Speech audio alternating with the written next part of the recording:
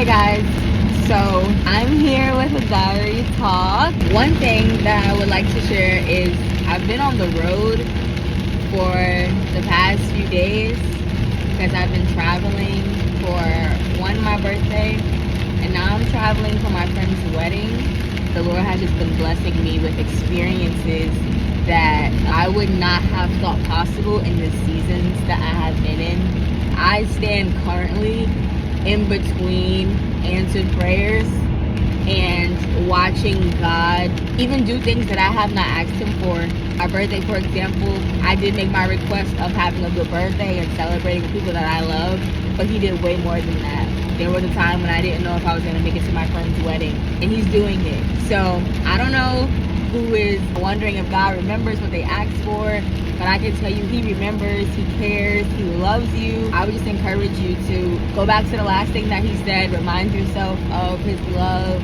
Even go to scripture where it speaks of who he is. One that has been on my heart today is that he can do far more exceedingly and abundantly, more than we can ask, think, or imagine.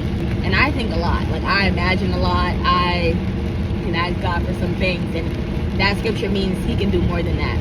Something that God is teaching me in this right now, I find comfort and security in being prepared according to what I think I need to be prepared, and having a sense of control, not knowing how God is going to do things and where the provision is going to come from, for example, can be a very uncomfortable thing. It has caused me to have anxiety towards different things that he wants to do in my life.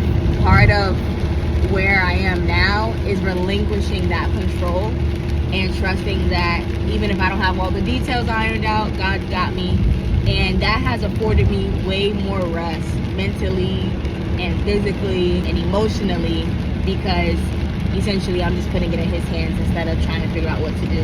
And I think that's the experience that he wants for all of his sons and daughters, because he wants to be dad all day. He always wants to be dad, our provider, our comforter. That's literally his job. Join me in relinquishing your control. Can't tell you that I figured it all out, but I am willing to try, because I don't want to do things in my own strength, and I don't want to play God in my own life, nor do I want to have an idol of control. That's just not a good place to be when you're God's baby, when you're God's daughter. Share with me something that you're letting go of or that you're learning right now in this season. I love hearing about how God is just teaching all of us something. He's always teaching us something. Thank you for listening to this diary talk. Love y'all. Bye.